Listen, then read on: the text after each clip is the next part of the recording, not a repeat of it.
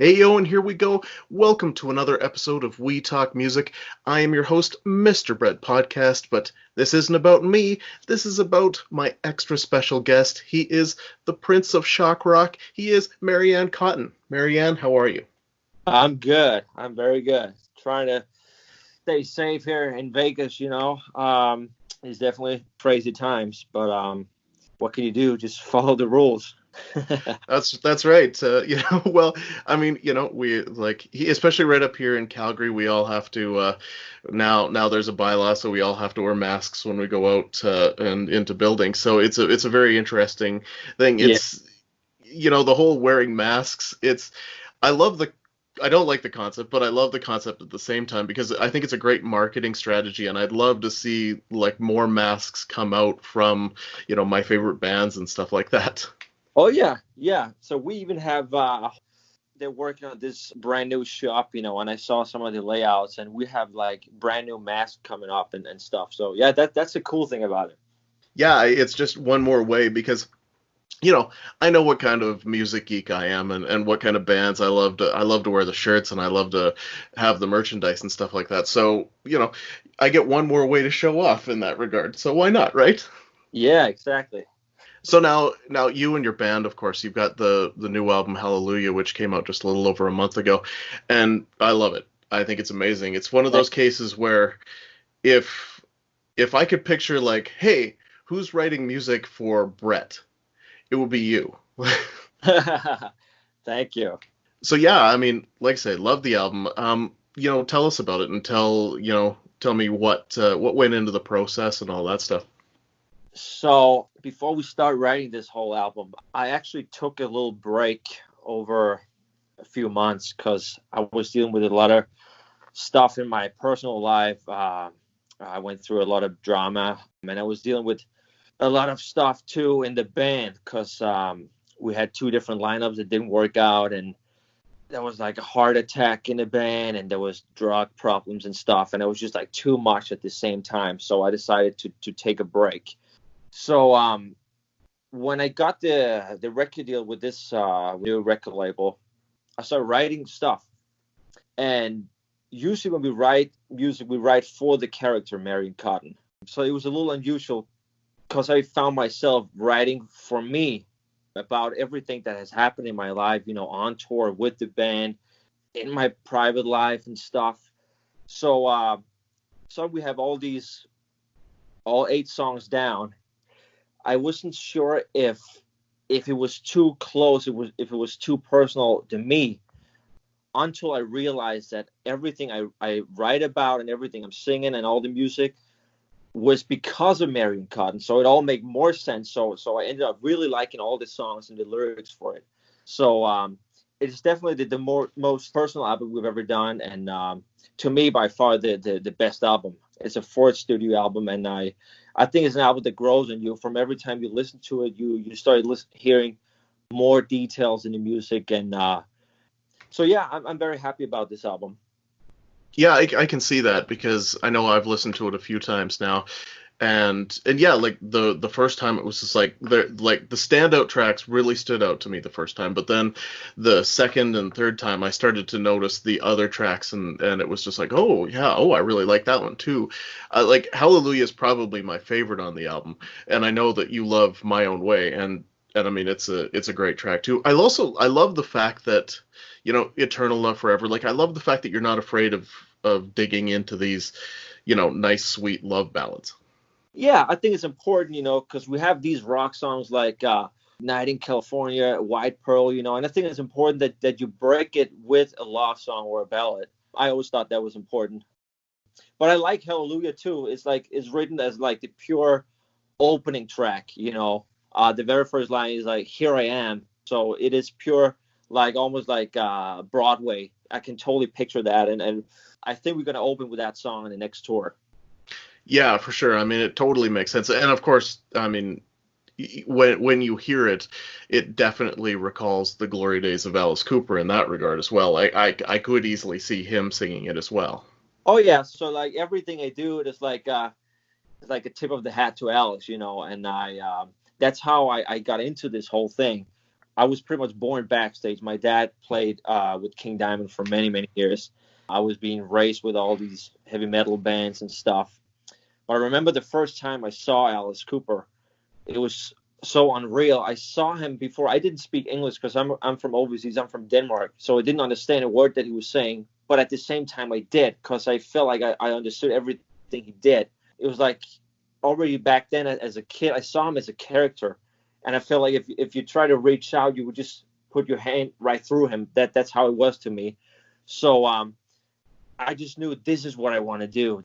So that's how I learned to write music and to sing and perform by watching him. So that's why it comes natural for me. And, when you're so passionate and dedicated to something, it automatically gets under your skin. Mm-hmm. Mm-hmm. Now, one of the things that I'm interested in is the writing process. I mean, you talk about how different this was. So then, how did it differ from some of the earlier albums? What we would usually do, I would write with my bass player, Hal Patino. We would sit, he would usually write lyrics and I would come up with the music.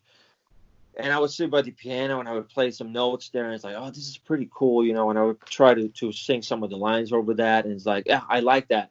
But Maryann Cotton would never sing this, So we would definitely write for the character. This one is more like I said, I would come up with words, myself, and Hal would send over some stuff, and I would read it and I would play along to it. And I didn't really think about the character. It was more like, this is what I need to write about right now. And like I said, because all this stuff happened because of Maryann Cotton, all the drama on tour was because I had to live up to this image, So that's the difference with the old albums. It was more like more fiction, if you know what I mean. Mm-hmm. Where it's more like real stuff on this one. Do you think that going forward, this is the kind of thing that you would continue now that you've kind of written an album like this, that the next album you would consider like continuing this kind of vein of writing? You learn all the time. So this is my first time, and but at the same time, I don't want to repeat like an old album. So I already have ideas for my next album. I have a whole concept for that. I don't know. I mean, there would probably be like vibes here and there that you can hear from the songwriting on this one, but I definitely don't want to go in the same direction. I want to do something new on the next one. So then, what is it like working with your father in this case? It's great because it's very, very easy. We know each other so well. It's easy to communicate. There's no hard feelings. If I call him and say, well, those lines are horrible, I can't sing that, he doesn't get offended or anything. It's just like, okay, we change that, because we know what the character is all about. He's like 50% of the whole thing, so it's very, very easy. Yeah, I always find it interesting when you think about being in a band with a family member, and the dynamic, and then of course the dynamic of adding other people to that. I guess there would be that concern of like almost us versus them mentality perhaps, and so I think you probably have to find a way around that. We never really talked about it, but I think we both know that when we're not on tour, if we go watch a football game or whatever we watch on TV, it's totally father and son. But when we go on tour, it's just like switch off and we become like band members. It's very easy. So there's no ego or anything. It's we all just, when the four of us are on stage or backstage or touring, we all brothers, and it's great because like you said, I think it would be tough if we looked at it that way, like father and son, and then there's the two other members, it wouldn't work that way. So we all equal, we just four band members when we're touring. Mm-hmm. Now, I'm interested because, of course, you talked about the band coming back together and all the issues. Like, I mean, I know you certainly do your best to live the lifestyle of a rock and roll star. I mean, with the beautiful women and the drinking in the Las Vegas and that kind of thing. And you talked about drinking. Like, how deeply did that affect the band breaking up and then coming back together? Like, how easy was it for those riffs, I guess, to kind of heal? So you got to think about that when we first came over here to America, we'd never been over here. I've been here many times, but not touring. So that was the first time as a band. And we didn't know what to expect because we come from a small little country. We've been doing shows in Europe, but America is totally different. So when we first came over here, the thing we talked about was like, oh, we got to do the first show in Hollywood. This is where Alice Cooper, Motley Crue, Guns N' Roses, they started. It was like a dream world to us. So when we first came here, we didn't expect anything, but people, they went crazy. People stopped us at gas stations, restaurants. They took pictures of us, and it was like overwhelming. So we were not prepared for that. So it's very easy being that young just to fall into that whole thing. And we kind of forgot ourselves. We forgot the band. We never worried about the music because we were always well prepared and rehearsed. So that was not a problem. But the rest, like all the parties, the girls, that was the only thing we cared about. We didn't know where we were at. We just woke up and we had the crew members saying, well, tonight we're playing in Austin, Texas. You're on in an hour. And that was what killed the band because, you live this rock star life and you just want more and more. So I remember the last night of touring, we were all just drained and it was like, oh, we can't wait for this to be over, just to go back home and restart the engines. So it ended in a very bad way. And we didn't speak to each other for 3 years. So we got a new lineup, but it was never really the same because there was not the same passion. And the thing with the old lineup was we started together, so we all know what it's about. It's easy to communicate in the rehearsal room. If I say something, they're spot on. They know exactly what I mean. And with the new, you just change one person. That's a totally different story. The sound changed. It was like that was just not that the passion was gone.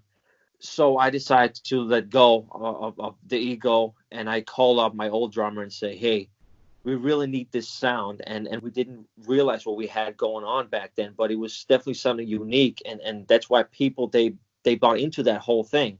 So I say, what do you think about if we get together and we just like talk and see what it feels like?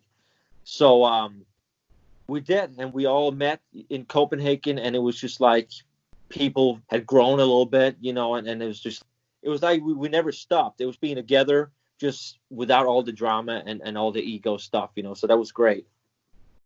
Yeah, it's interesting because I know that I've heard that, that kind of story before.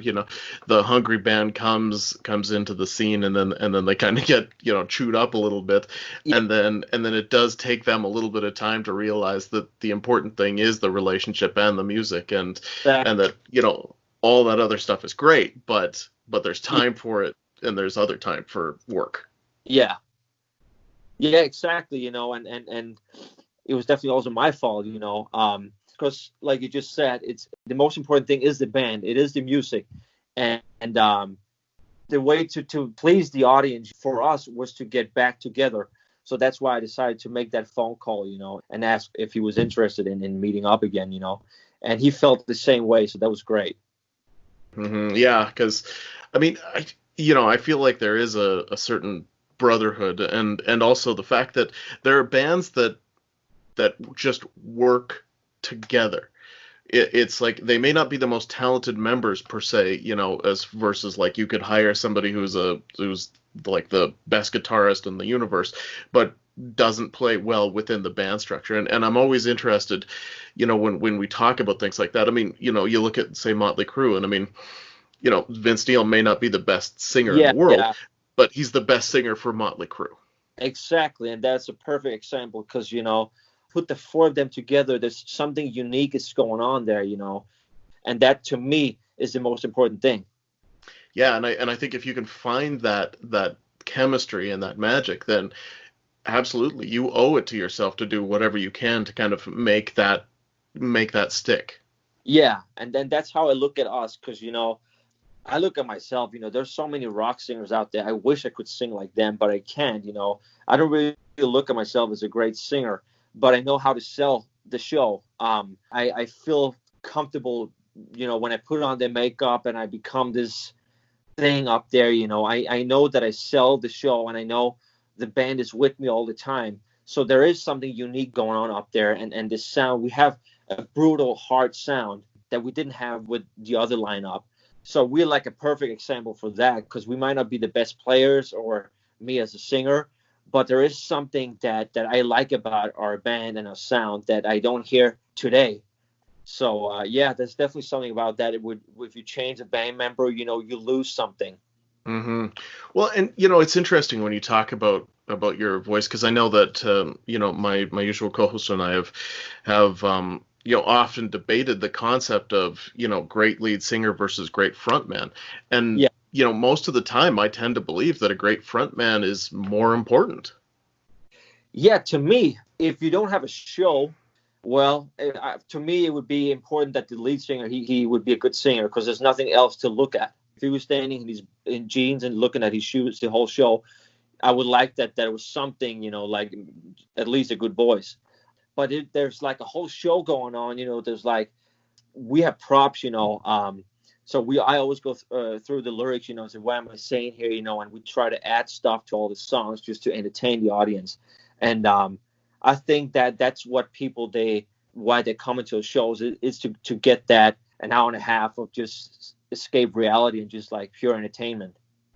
Well, and I mean that's one of the greatest things about rock and roll, and especially this type of rock and roll, where it's just you just go out there and it's balls out, and it doesn't matter, and everybody's there to have a great time, and Yeah. yes, like you say, the show is spectacular. The show is something, and you're really trying for that, and so that's what I appreciate about this kind of music is that it supports the show, but the show supports the music. Oh yeah, I've always been into that. I grew up with my dad when he played in King Diamond. There was always a big show, so it all came natural for me. Then I discovered Alice Cooper, when I was 3, 4 years old, and I just knew this is what I want to do. I always loved acting, musical stuff. I'm a big fan of like putting orchestra stuff together. So it's very important for me that music and the visual thing goes together. Hmm. Now, I'm also a really big fan of King Diamond, and so I know that you know him. Now, in the early days, were you getting vocal tips from King Diamond, like or were you just kind of learning from watching the TV and listening to the albums? Um, no, not really. I never got any tips, but I definitely got inspired by listening to the albums, and remember Headbangers Ball, seeing my dad with King on there.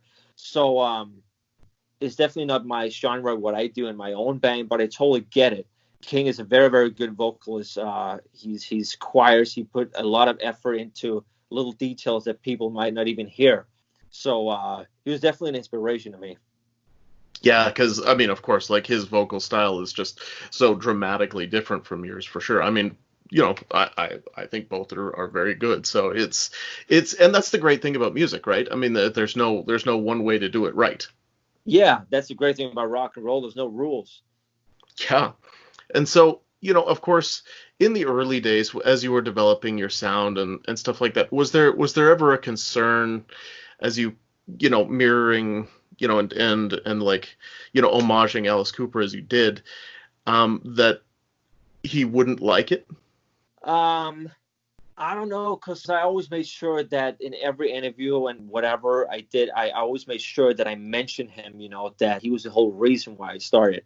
And to be honest, I never tried to fake anything. I never tried to become him. It all was just natural for me, because that's what I was being raised with. If it was have been something else, I might have been totally different today in my songwriting and my style. Maybe when I got a little bit older, I was like, oh, I wonder what he's going to think about me. But for what I've heard, from himself and from people around him, he looks at it like a compliment to him. So that's always good. Well, and I think, to be honest, there can be a certain passing of the torch, if you will, where it's perfectly okay to have this, Alice Cooper as a genre, I think is perfectly acceptable when you think about it. Like it's even like there are a whole bunch of bands out there that to me sound exactly like Judas Priest in the way that they make music. Yeah, Um, they don't necessarily recognize Judas Priest in every interview though, like you do, and so I think that's what makes yeah, it yeah. more appealing Like in like your case. there's so many bands that sound like Judas Priest or Metallica, And for some reason, that's fine. But here comes this artist from overseas, from Europe, from Denmark, and he sounds like Alice Cooper. And suddenly that was a big issue. That was a problem to so many people. Um, because, like you just said, there's so many thousands, millions of bands that sound like Metallica. But for some reason, that's fine. So I don't know what that thing was, maybe because it takes something extra, to do the whole Alice Cooper vibe or whatever. It seems like that people accept it a little bit more these days, maybe because we've been around for some time now. But I definitely was dealing a lot with that in the beginning. Yeah, I think you have to, in your case, you've probably had to like work harder to earn that respect that you deserve. Because I mean, you absolutely, the band is great, it sounds great, you play really well, and your songs are really good. So it's like, but of course, there's always going to be those people that think, oh, Alice Cooper clone kind of thing. But it's not. But that's not what it's about, right? And No, it can be about the music without being without you being labeled an Alice Cooper clone.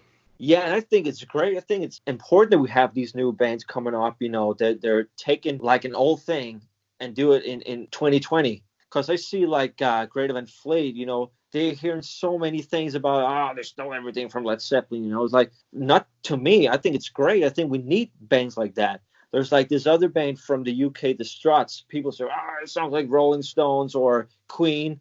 But, I think it's important. And I'm doing this Alice Cooper thing. That's my inspiration. And I think we need more bands like that would take up an old thing and do it today. They're not going to last forever. They're getting older. So we need new bands like that. Yeah, because I think for me, like the way I think about it is that if that sound died out with the artist, how Yeah, much new music would we ever have, right? exactly. Yeah, it's totally crazy when you think about it. But like I say, I mean, everything should be fair game to that degree, especially if you're doing your own thing and recognizing it.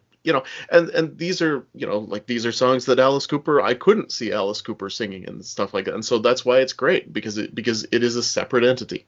Oh yeah, and of course it takes some time to find your own thing. Because I do remember in the beginning when I first started out, hadn't done an album before, so I didn't even know what Maryann Cotton was all about. And where do you start?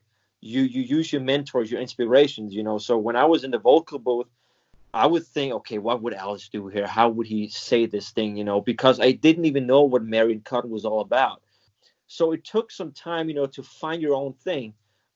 And also the thing that we write for the character was a thing that I said just for the effect in the beginning, until I actually realized, sitting by the piano or with the guitar or working on lyrics, that I actually found myself where I would say, okay, I like this, but Maryann Cotton would never ever say this, or these notes doesn't fit in his style. That's when I realized, okay, I actually do write for a character now. I am not him. I become him on stage. So it started out, like, where do we go from here? You only have your inspirations, but so it take a few years to find your own thing, your own style, and to build your whole character image. Hmm. Now, do you ever find that there's a moment where you kind of know and feel the shift from regular you to the Marion character? Yeah, definitely. We can be we sit in the dressing room, and here comes the crew guy and say 45 minutes of showtime, and I'm sitting there doing my makeup. I put on the platform boots, and I'm still just me. But as soon as the intro rolls and I feel the spotlight, zoop, that moment right there, I become this creature. That's the moment when I feel like I'm not me anymore. And as soon as I leave the stage, it's back to normal. So there is a natural shift right when I walk on and I walk off. Yeah, Even it's. you Oh, can even sorry. see Go ahead. my face changes. When I look at live pictures, I say Marion Cotton because it looks like him. It doesn't look like me. So there is a whole alter ego persona going on. Yeah, yeah, yeah. I'm fascinated by that concept because, of course, we've talked to so many lead singers, and I think even lead singers who are still, portraying them on stage, there still almost has to be a shift from your regular persona to Yeah, to a stage persona, no matter what. I definitely think like all musicians out there, they can relate to that. Something happens inside you when you go on stage, but it's just like a whole different world to me because I become something that is not real. I become this creature. There's like always like the last 25%. I don't know what's going to happen because, the character, I leave it up to him up there, how he's going to react to the audience. And I like that. That makes it fun for me. Hmm. Do you think it's easier to make that shift because the Marion character is so much more extreme of a change than say just a regular person going up on stage? Yeah, definitely. It's almost like I've been doing like a few movies or TV shows, and every time I would do that, I would get a script, and I would see, okay, what is this person like, and I would go through the lines, and it's exactly the same thing with Maryann Cotton, and I love that. So it's definitely easier for me because he is so extreme, and it's like the first half of the show, there's not really like a connection with him and the audience. He's just this arrogant, he pushes around with the band members, and then like the second half of the show, he becomes a little more human and play with the audience a little bit more. So it's like a process. So that's definitely, it makes it easier for me. Hmm. Yeah. Now, one of the things that I was interested in is like you talked about hanging out with your dad, like going to a game or something, or watching a game. Does he call you Marion, or does he call you by your name? He calls me my own name when we're just father and son. But again, when we're touring, we just switch off. Now we're band members, brothers. So there's a natural thing. It's natural for him to just say Maryann Cotton. The same for the rest of the guys in the band. It is two different lifestyles, being off road and on the road. Yeah, it's fascinating. Now, of course, we've talked about the character, like, and being on stage. Now, how about social media? Like, how does that, like, and photo shoots and stuff like that? Like, how does that work into the character versus you? There's like like a halfway thing. Uh, I know what Maryann Cotton looks like because I designed him, so it's easy for me to pose like him and do the shoots. It is like half me, half him. But when I look at the outcome, when I look at the pictures, it's totally Maryann Cotton. So it's a little different from the shows. It's more like I dress up to be him on the photo shoots, and I become him on the live shows. Yeah, yeah, that's interesting. Now, what made you choose moving to Las Vegas? When we toured over here, that was 3 years ago, and we were supposed to start in Canada, and we thought, okay, let's just do a little vacation thing before the tour starts, get a nice tan or whatever. So we decided to take a few days off in Vegas. So we spent some time here and we watched some soccer at a sports bar. And suddenly my dad got really sick and he ended up having a heart attack. And I didn't live over here. I didn't know how things works. So it was a shock for me. First of all, your dad having a heart attack, but also what are you going to do from here? Phone calls, like call 911, all that stuff. He was rushed to the hospital and he was there for, I believe it was 9 days or something. Thank God I knew this girl over here, Shara. She ended up taking care of everything for me. And at that time in my life, I was going through a lot of crazy stuff, and that was just not what I needed in my life. But she was there 100% for me. She took care of the phone call. She took care of my dad. We had to go. We had to leave from Vegas to Canada, try to see if we could make the shows without my dad. He was supposed to fly in. Leaving your dad in a hospital and not knowing if you're going to see him again was tough. Yeah. Feel like that you just go on. I take care of your dad. And that was just what I needed in my life right there. I knew that was pure quality. I just couldn't, I just got so weak, and I was just in love with that moment. So that was the main reason, was because of my girlfriend. And we have been together for 2 years and I've been over here for 2 years now. But also because I always had a dream of moving over here because of my career, of course. So it was just perfect because most of my fans are in America. And I see the scene here now in Vegas. For many years there was no rock scene here, but they're doing this whole, what's it called, the Rock Vault, the hotels Mm-hmm. there. Raiding the rock vault, yeah, and stuff like that. Yeah. It's really growing here, so it's the perfect place for me to be right now. So it was just everything just fell into place in my life where everything was a mess. Yeah, yeah. I mean, I love Vegas myself, and you know, I always seem to go at points where like the big shows are dark or whatever, and then Yeah. there's nobody playing at the clubs or whatever. So it's always like, oh man, how do I manage this? It's like I'm the guy who misses everything, Yeah. but no, it's a great place, and I love seeing the pictures of of the trucks going by with your billboard on it and that kind of thing. I mean, that must feel so awesome. It's crazy, because when you're a kid, you see all your heroes and idols, and it's like you always look up to that, and you thought I will never be able to reach that, and it's so unreal.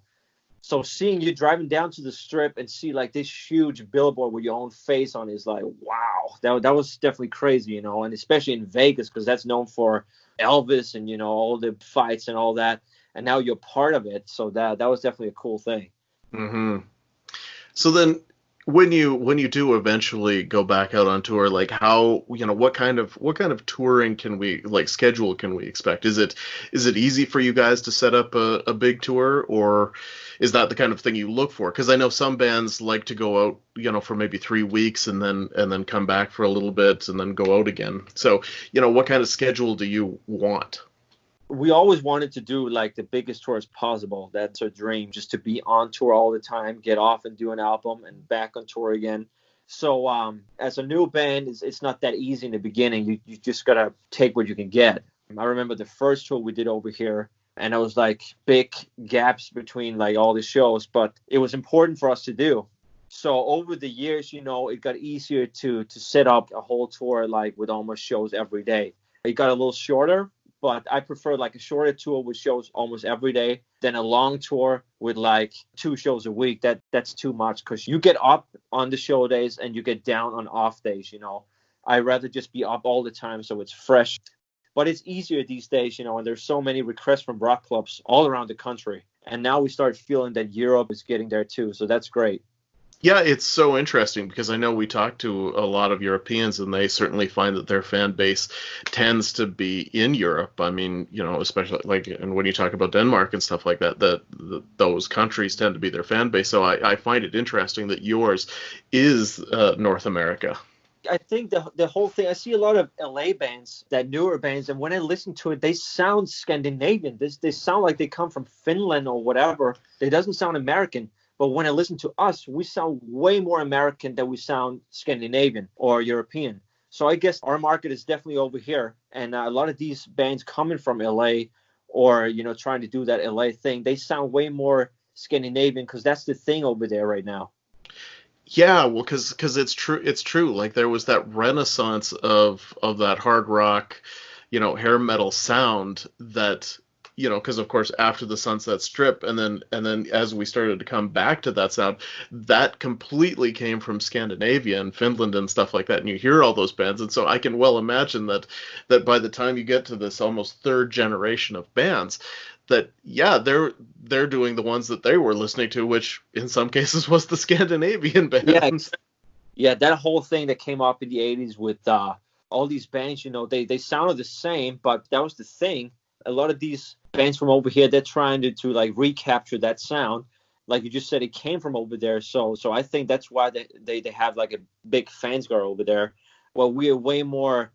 I've always been into like, of course, the whole LA thing, but pretty much I was more into the Detroit sound. That's what I associate the early Alice Cooper stuff when I listen to Killer, Love It to Death, School's Out. That's pure Detroit to me, and that's what I was raised with. Mm-hmm, mm-hmm, for sure.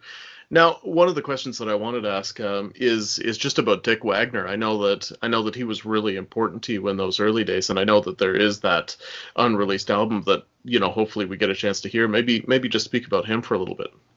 Yeah, so I did my first album, and that was actually the whole old King Diamond team playing on that because I didn't really have a band. So, but that was more for the publicity. So we didn't really do any shows or anything. So when that came out, I was like, well, that was my first album. What am I gonna do from here? Try to get out there. So I did a lot of interviews already back then, and there was a lot of press on it.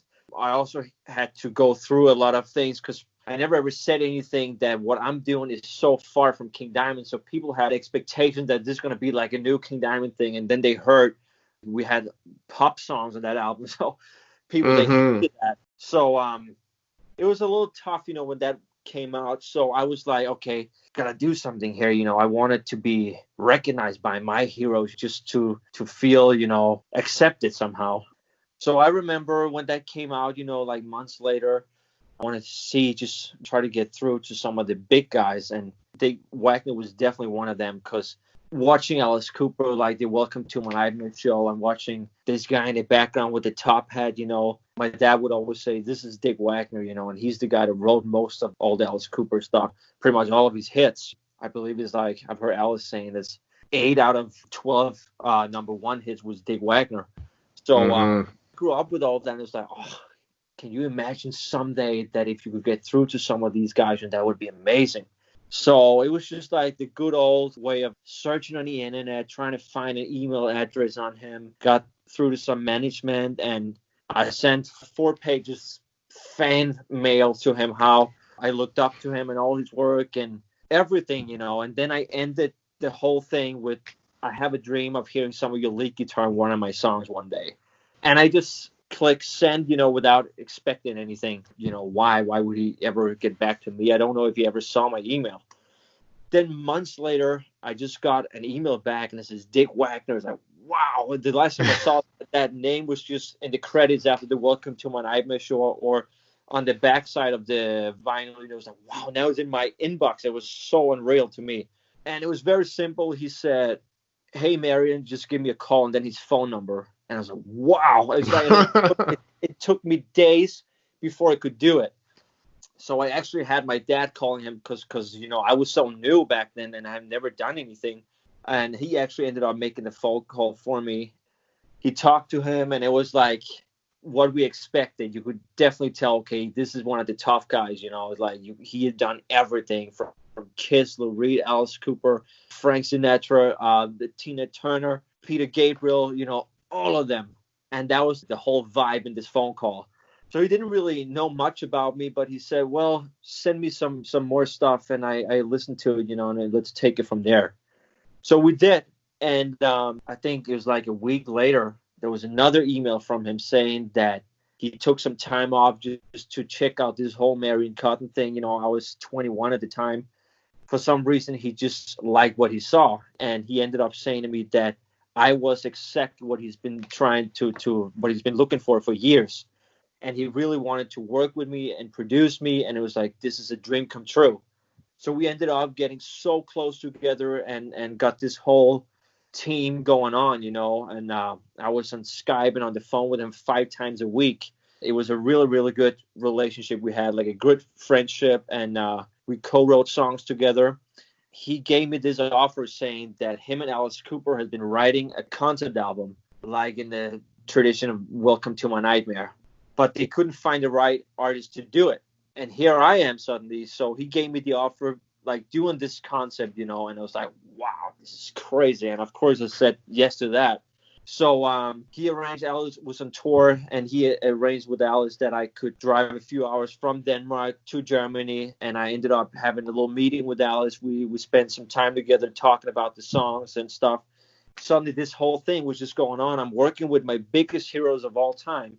When I was a kid, it was not becoming a Beatle like the Lennon-McCartney thing or Robert Plant, Jimmy Page. It was like the Dick Wagner, Alice Cooper, and here I am doing songs that they wrote for me. That was definitely like a crazy time in my life, and we were so ready to go in the studio. We have the whole team picked. Mickey D from Motorhead was supposed to do the drums, my dad on bass. Dick was going to produce. We had Jack Douglas from Aerosmith. He was going to co-produce some of the stuff as well. And Here we have Cooper songs, and so ready to do this and just take over the world. And like weeks before we were supposed to go in the studio, he had this heart surgery and he died of a lung infection. So it never came out.